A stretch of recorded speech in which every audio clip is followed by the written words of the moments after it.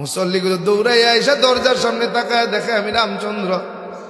বলে হুজুর মস্করা করেন, কোথায় জান্নাতি মানুষ দেখি হিন্দুর ঘরের সন্তান রামচন্দ্র কেমনে জান্নাতি হয়? হুজুর বলতেছে মুসল্লিরা জানো না, মান ক্বালা লা ইলাহা ইল্লাল্লাহু মুহাম্মাদুর রাসূলুল্লাহ মুখলিসান ফাদাখালাল জান্নাহ কামা ক্বালা নবী আলাইহিস সালাতু ওয়াস সালাম। হ্যাঁ মুসল্লিরা, তোমরা কি জানো না, যেই ব্যক্তি একবার ইমানের সহিত কালেমা শরীফ পাঠ করবে, ওই ব্যক্তির নামটা আমার আল্লাহ তাআলা জাহান্নাম থেকে কাইটা জান্নাতের খাতায় উঠায়া দিবি।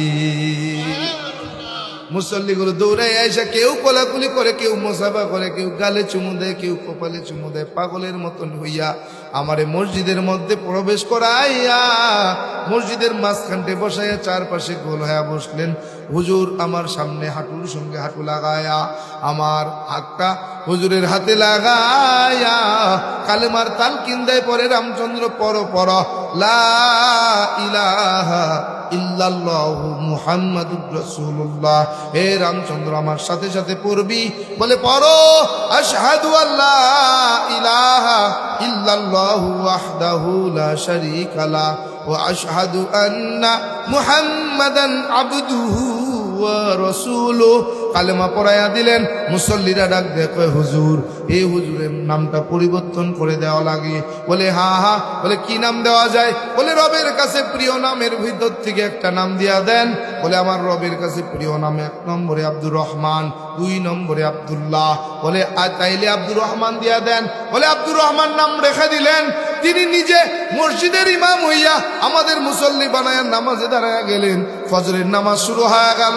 সালাম যখন ফিরাইলাম, তাকায় দেখে আমি রামচন্দ্র বিছানায় শোয়া। আর ঘুম হলো না।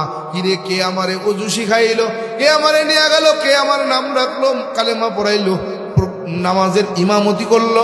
না আর ঘুম হলো না। মসজিদের দরজায় দাঁড়ায় দাঁড়ায় অপেক্ষা করতে লাগলাম। ইমাম সাহেব ফজরের নামাজ শেষ কইরা যখন মুসল্লিদের দিকে ঘুরা বসছেন, তাকায় দেখে আমি রামচন্দ্র মসজিদের দরজায় দাঁড়ায়া। হুজুর ডাক দেখো, বাজান কি ব্যাপার রে, এত সকালবেলা কেন মসজিদের মধ্যে আসছো? কোনো বিপদ আপদ বালা মুসিবত কি হলো? বললাম না। বলে তাইলে কেন? বলে বাজান হুজুরে ডাক দেখো, হুজুর এমন একটা স্বপ্ন দেখলাম, ব্যাখ্যা জানতে চাই। বলে কি স্বপ্ন দেখেছো বলো। স্বপ্নের ঘটনাটা যখন বললাম, বলে না এই স্বপ্ন তোমার জন্য না, এই স্বপ্ন দেখবে মুসলমানের সন্তান, তুমি হিন্দুর সন্তান, এই স্বপ্ন তো তুমি দেখতে পারো না। বললাম কেন? বলে এটা তোমার জন্য না, বুঝি না, তুমি ধোকা দিয়ে বোকা বানাতে চাও, আমি কি বুঝি না।